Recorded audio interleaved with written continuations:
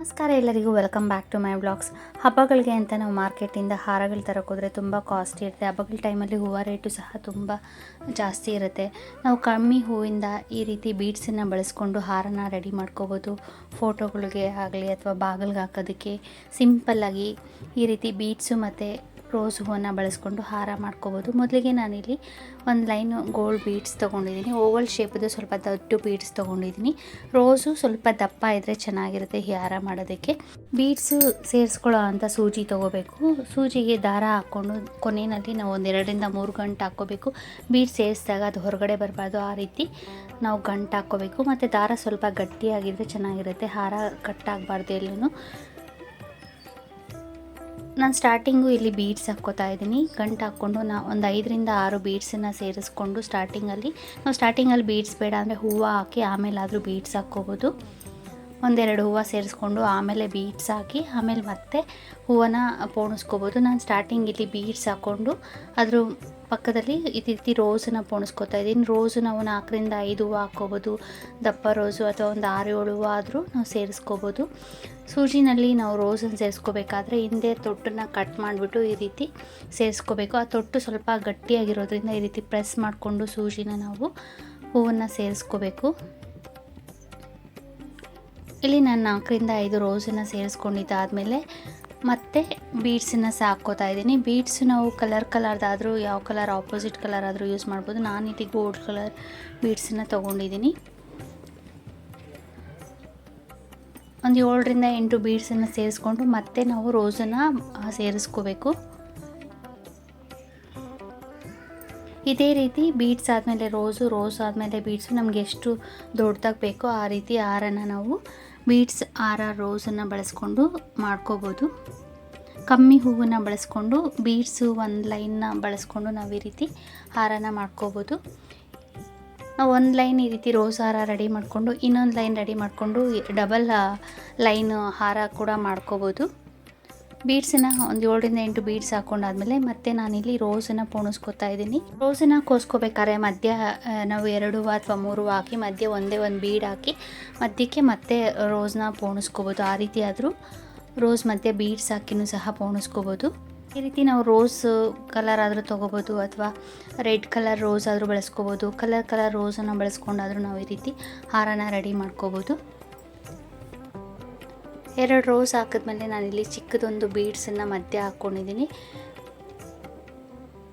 ನಾವು ಈ ರೀತಿ ಆದರೂ ಹಾರನ ಮಾಡ್ಕೋಬೋದು ಮಧ್ಯೆ ಬೀಡ್ಸ್ ಹಾಕ್ಕೊಂಡು,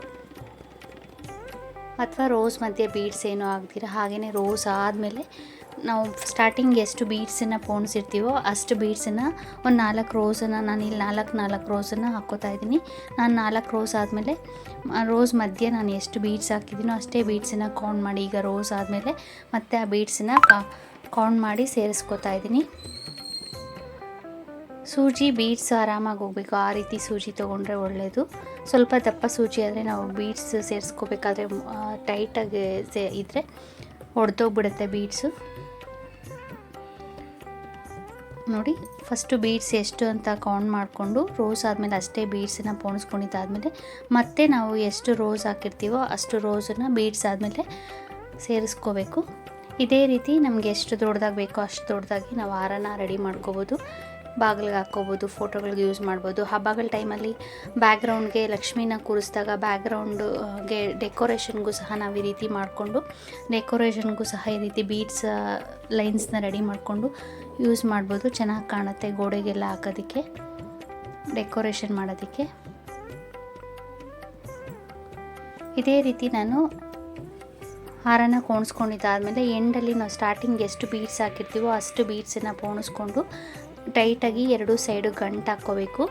ಕೊನೆಯಲ್ಲಿ ಬೀಡ್ಸ್ ಓಪನ್ ಆಗದೆ ಇರೋ ಹಾಗೆ 2 ಸೈಡು ಗಂಟು ಹಾಕ್ಕೋಬೇಕು. ನಾನು ಸ್ಟಾರ್ಟಿಂಗಲ್ಲಿ ಒಂದು 2ರಿಂದ 3 ಸರಿ ಗಂಟು ಹಾಕ್ಕೊಂಡಿದ್ನಲ್ಲ, ಈ ಸೈಡಲ್ಲಿ ಪೋಣಿಸಿದ್ದಾದಮೇಲೆ ಗಂಟು ಹಾಕ್ಕೋತಾ ಇದ್ದೀನಿ.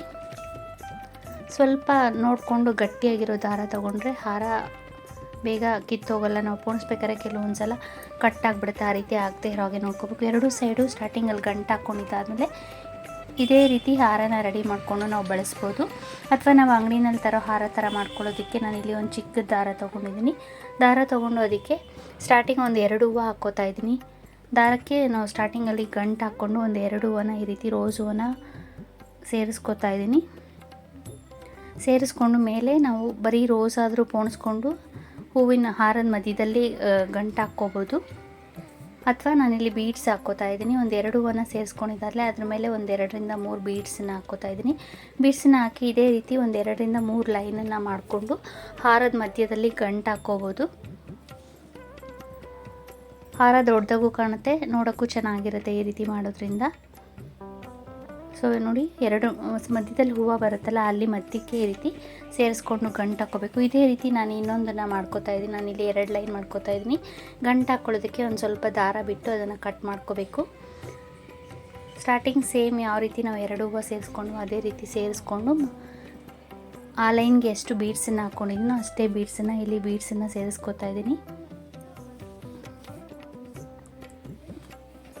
ಬೀಡ್ಸನ್ನು ಸೇರಿಸ್ಕೊಂಡಿದ್ದಾದಮೇಲೆ 2 ಲೈನು ದಾರದಿಂದ ಗಂಟು ಹಾಕ್ಕೋಬೇಕು ಟೈಟಾಗಿ.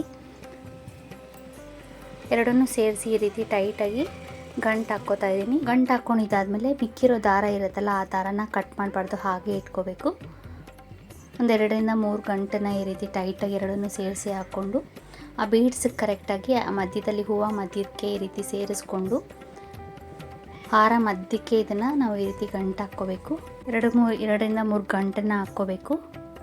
ಈ ರೀತಿ ಗಂಟನ್ನು ಹಾಕ್ಕೊಂಡು ಎಕ್ಸ್ಟ್ರಾ ಇರೋ ದಾರನ ಕಟ್ ಮಾಡಿಕೊಂಡು ಈ ರೀತಿ ಹಾರನ ರೆಡಿ ಮಾಡ್ಕೋಬೋದು. ಈ ರೀತಿ ಬೇಡ ಅಂದರೆ ನಾವು ಹಾಗೇ ಫಸ್ಟ್ ಪೋಣಿಸ್ಕೊಂಡಿದ್ವಲ್ಲ ಆ ರೀತಿಯೂ ಸಹ ನಾವು ಹಾರನ ರೆಡಿ ಮಾಡ್ಕೋಬೋದು ಬೀಡ್ಸನ್ನ ಬಳಸ್ಕೊಂಡು. ನಾನಿಲ್ಲಿ 1 ಲೈನಲ್ಲಿ ಈ ರೀತಿ ಹಾರನ ಮಾಡ್ಕೊಂಡಿದ್ದೀನಿ. ಬೇಕು ಅಂದರೆ ನಾವು ಇದೇ ರೀತಿ ಇನ್ನೊಂದು ಲೈನನ್ನು ರೆಡಿ ಮಾಡಿಕೊಂಡು 2 ಲೈನ್ನ ಜಾಯಿನ್ ಮಾಡಿಕೊಂಡು ಈ ರೀತಿ ಡಬಲ್ ಲೈನ್ ಹಾರನೂ ಸಹ ಮಾಡ್ಕೋಬೋದು. ಈ ರೀತಿ ನಾವು ಕಮ್ಮಿ ಹೂವನ್ನು ಬಳಸ್ಕೊಂಡು ಬೀಡ್ಸನ್ನು ಬಳಸ್ಕೊಂಡು ಸಿಂಪಲ್ಲಾಗಿ ಬೀಡ್ಸ್ ಮತ್ತು ರೋಸ್ ಹಾರನ ರೆಡಿ ಮಾಡ್ಕೋಬೋದು. ಸ್ಟಾರ್ಟಿಂಗಲ್ಲಿ ನಾವು ಬೀಡ್ಸ್ ಹಾಕಿರ್ತೀವಲ್ಲ ಅಲ್ಲಿ ನಾವು ಟೈಟಾಗಿ ಗಂಟು ಹಾಕ್ಕೋಬೇಕು. ರೋಸಿನ ಹಾರ ರೆಡಿಯಾಗಿದೆ. ಈ ವಿಡಿಯೋ ನಿಮ್ಗೆ ಇಷ್ಟ ಆದರೆ ಲೈಕ್ ಮಾಡಿ, ಶೇರ್ ಮಾಡಿ, ಸಬ್ಸ್ಕ್ರೈಬ್ ಮಾಡಿ. Thank you.